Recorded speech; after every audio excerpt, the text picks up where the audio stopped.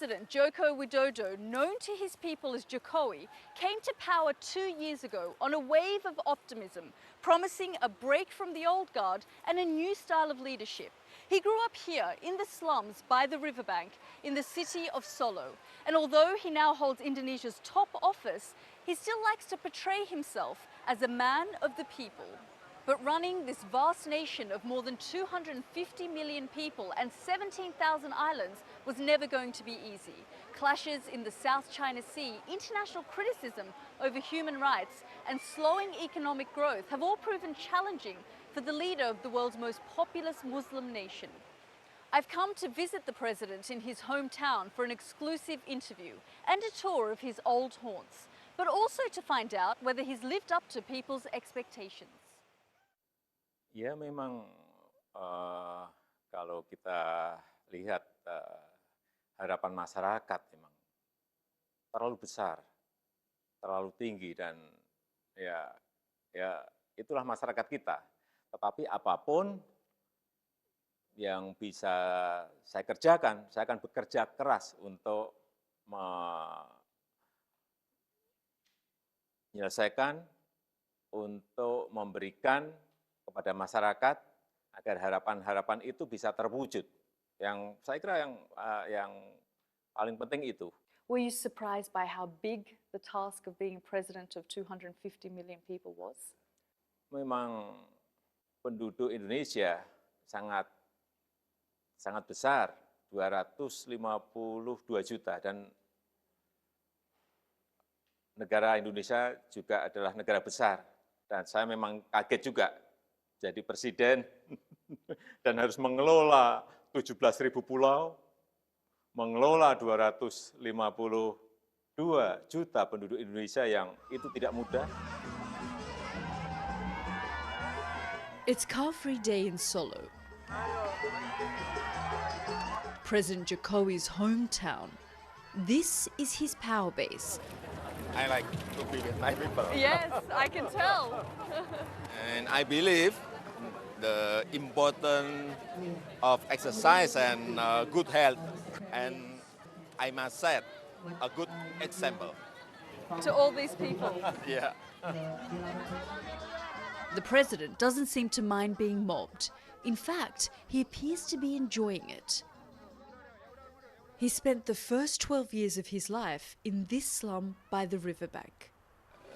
This is where I come from, and this is where I was born.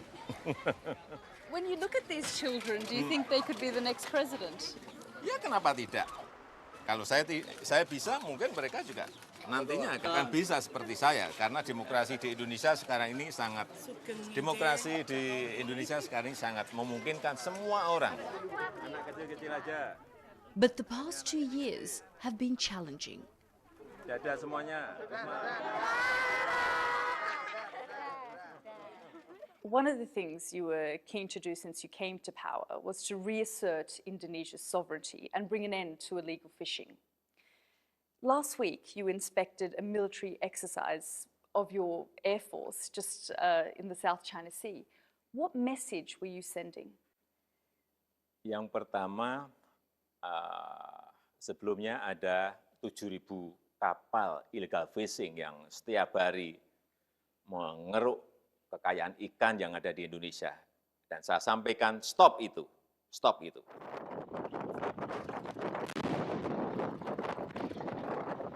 Sudah ada 236 kapal illegal fishing yang kita tenggelamkan. Karena ini adalah kekayaan sumber daya laut kita. Kekayaan sumber daya laut Indonesia. Jadi mulai sekarang jangan main-main untuk pencurian ikan. Yang kedua, yang berkaitan dengan Natuna. Natuna adalah teritori Indonesia. Natuna adalah wilayah Indonesia. Jadi kalau kita mengadakan latihan militer, mengadakan latihan perang di sana, ya saya kira biasa saja. Hanya untuk masalah kedaulatan, tidak ada kompromi buat saya. Let's move on to another thing that's surprised people as they've gotten to know you as their president. You're pretty hardline on a number of issues, your record on human rights, for example. Let's take the use of the death penalty by firing squad to punish drug criminals. That's, of course, not a new law or policy in this country.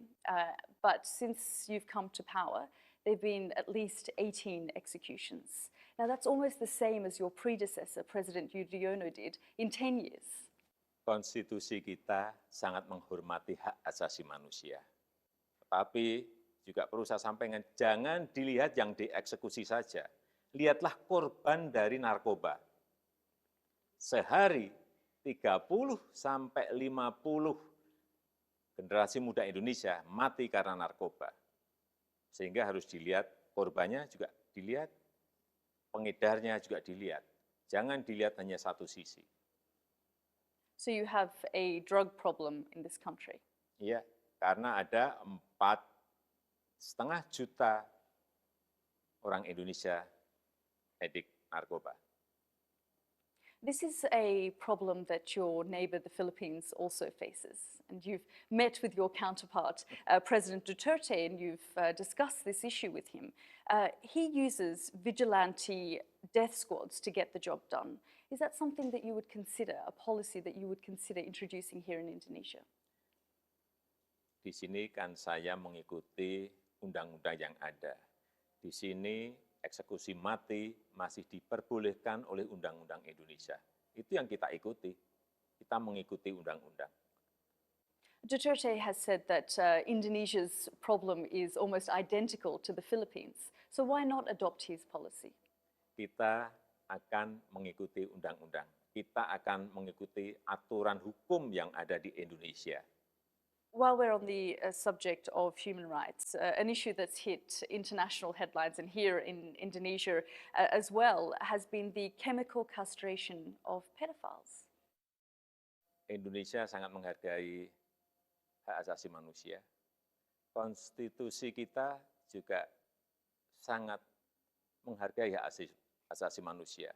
Tetapi untuk pelecehan seksual tidak ada kompromi. Kita tegas sesuai aturan hukum yang ada di Indonesia. Tegas. Dan akan diberikan hukuman maksimal untuk pelecehan seksual. Tidak ada kompromi juga untuk ini. But what evidence is there that this works when it comes to sex offenders? Menurut saya, misalnya tadi yang disampaikan mengenai hukuman kebiri, saya kira kalau ada konsistensi kita melakukan pendekatan dengan cara-cara hukum Indonesia, saya meyakini ini akan sangat mengurangi dan menghilangkan. But the law's also been heavily criticized by the Doctors Association, who says it's against their ethics and that they would advise other doctors not to practice this. How will you make it happen? Ya silakan kalau memang dokter tidak mau mengeksekusi itu, tetapi kita kan juga mempunyai dokter yang lain. Bisa saja dokter dari militer, bisa saja dokter dari birokrasi kita. Saya kira masih banyak yang mau kok. To practice chemical castration on pedophiles. Iya, mereka mau, nggak ada masalah. Mau mengeksekusi, nggak ada masalah.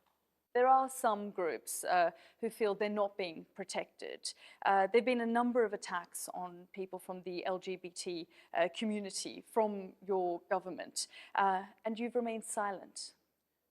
Tadi di depan saya sudah saya sampaikan bahwa di Indonesia tidak ada diskriminasi untuk minoritas, baik yang berkaitan dengan etnis, dengan agama, semuanya akan diberikan perlindungan. Tapi ya Anda harus ingat, Indonesia mempunyai norma-norma. Indonesia adalah negara dengan penduduk muslim terbesar di dunia yang mempunyai norma-norma agama. Itulah yang harus orang ingat dan orang harus tahu mengenai itu, bahwa kita mempunyai norma-norma. Do you think homosexuality should be outlawed in this country? Tadi di depan saya sampaikan bahwa masyarakat Indonesia mempunyai budaya, mempunyai norma-norma, dan Indonesia adalah keyakinan kita memang tidak memperbolehkan itu. Islam tidak memperbolehkan itu. Indonesia adalah negara dengan penduduk muslim terbesar di dunia. One of the big themes of your presidency has been the economy. You've travelled across the country, you've spoken to people. Have things improved for them? Ya selalu saya sampaikan yang pertama kepada dunia luar, bahwa Indonesia sekarang baru fokus kepada pembangunan infrastruktur, mempercepat pembangunan infrastruktur. Kemudian yang kedua, kita juga melakukan deregulasi kebijakan yang menghambat ekonomi Indonesia. Karena itu juga menjadi harapan dari masyarakat, itu menjadi harapan dari dunia usaha, dan itu juga menjadi harapan dari investor asing yang ingin masuk ke Indonesia. Itulah sekarang yang kita benahi, itu yang kita perbaiki. Infrastruktur kita sekarang ini dalam proses pengerjaan, misalnya jalan tol, pelabuhan dalam, airport, pembangunan rel, kemudian kereta api, terus kita berhasil menyelesaikan agar harga transportasi, biaya transportasi bisa lebih murah, biaya logistik juga bisa lebih murah, sehingga nantinya harga yang ada di masyarakat bisa lebih murah. The Indonesian island of Java is the world's most populous island and includes the capital Jakarta and Indonesia's second biggest city, Surabaya. A highway to connect the west and east of the island was launched by the government in the 1990s. The Trans-Java toll road will stretch more than 1,200 kilometres when it's completed. I've been to one of the sections still under construction in central Java, between Solo and Kertosono. President, we're in Solo, in the centre of Java, and this is the most populous island in the world, 150 million people. And like anywhere in the world, it suffers from traffic problems. Yeah. But you're trying to change that. Just tell me about that. Yeah, you know that infrastructure is an essential aspect for economic growth. So now we concentrate on infrastructure, not only toll road, but also seaport and deep seaport, and then new airport, and then railway, but not only in Java, but also in the other island, in Sumatra, in Kalimantan, in Sulawesi. We hope with a good infrastructure, the transportation cost will decreasing. And then logistic costs also decreasing. Decreasing. How do you think this will change people's lives here? Yeah, of course, the mobility of the people will faster. But it's taken a very long time. 15 years this project has been underway. So I asked my minister, work not only one shift, but 3 shifts To make it faster. to make it faster. You came to power 2 years ago as the leader of the most populous Muslim country in the world. Islam today is in turmoil, and people are looking at Muslim leaders to have a louder voice. Indonesia's voice is not being heard. Islam Indonesia adalah Islam toleran. Islam Indonesia adalah Islam moderat. Islam Indonesia adalah Islam modern. Indonesia adalah negara dengan penduduk Muslim terbesar di dunia. Tetapi Islam dan demokrasi bisa berjalan beriringan, bisa berjalan bersama-sama. Itulah Islam Indonesia. Mr. President, you can't say it's entirely not a problem. We have seen militancy in Indonesia. In fact, a lot of the militants who have gone to Syria and Iraq to fight alongside Islamic State have come from your hometown of Solo. Ya, di semua negara terjadi seperti itu, tidak hanya di Indonesia. Ya, saya ingin menyampaikan, pengaman Indonesia, di mana Islam dan demokrasi bisa beriringan, kita juga banyak menyelesaikan masalah radikalisme, masalah terorisme dengan pendekatan-pendekatan yang lebih baik. Negara yang lain selalu melakukan pendekatan hard power dengan penegakan hukum, dengan legislasi. Tetapi di Indonesia kita mempunyai soft power dengan pendekatan kebudayaan, dengan pendekatan agama, yang kita lihat itu memberikan dampak yang lebih baik dibandingkan pendekatan yang hard power. Bedanya Indonesia dengan negara lain itu. Mr. President, thank you very much for your time. Thank you. Ya, Thank you. Thank you so thank you, much. thank you.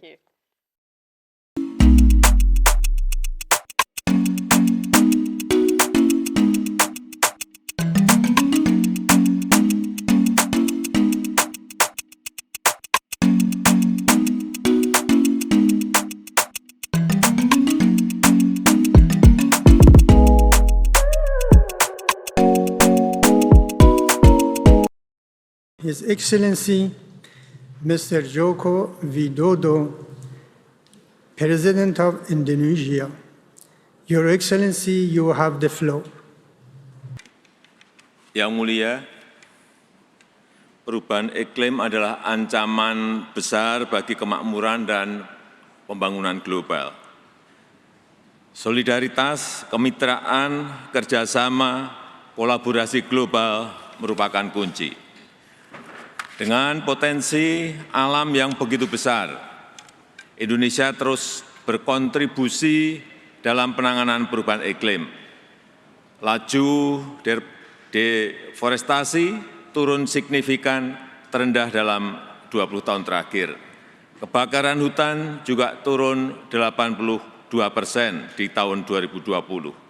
Indonesia juga telah memulai rehabilitasi hutan mangrove seluas 600.000 hektar sampai di 2024 terluas di dunia. Indonesia juga telah merehabilitasi 3 juta lahan kritis antara tahun 2010 sampai 2019. Sektor yang semula menyumbang 60% emisi Indonesia akan mencapai carbon net sink selambatnya tahun 2030. Di sektor energi kami juga terus melangkah maju dengan pengembangan ekosistem mobil listrik, pembangunan pembangkit listrik tenaga surya terbesar di Asia Tenggara, pemanfaatan energi baru terbarukan termasuk biofuel, serta pengembangan industri berbasis clean energy termasuk pembangunan kawasan industri hijau terbesar di dunia di Kalimantan Utara. Tetapi hal itu tidak cukup. Kami, terutama negara yang mempunyai lahan luas yang hijau dan potensi untuk dihijaukan, serta negara yang memiliki laut luas yang potensial menyumbang karbon, membutuhkan dukungan dan kontribusi dari internasional, dari negara-negara maju. Indonesia akan terus memobilisasi pembiayaan iklim dan pembiayaan inovatif serta pembiayaan campuran, obligasi hijau dan sukuk hijau. Penyediaan pendanaan iklim dengan mitra negara maju merupakan game changer dalam aksi mitigasi dan adaptasi perubahan iklim di negara-negara berkembang. Indonesia akan dapat berkontribusi lebih cepat bagi net zero emission dunia. Pertanyaannya, seberapa besar kontribusi negara maju untuk kami? Transfer teknologi apa yang bisa diberikan? Ini butuh aksi, butuh implementasi secepatnya. Selain itu, carbon market dan carbon price harus menjadi bagian dari upaya penanganan isu perubahan iklim. Ekosistem ekonomi karbon yang transparan, berintegritas, inklusif dan adil harus diciptakan. Yang mulia, sebagai penutup di KTT ini atas nama Forum Negara Kepulauan dan Pulau Kecil, AIS, Indonesia merasa terhormat dapat mensirkulasikan pernyataan bersama para pemimpin AIS Forum. Sudah menjadi komitmen AIS Forum untuk terus memajukan kerjasama kelautan dan aksi iklim di UNFCCC. Terima kasih.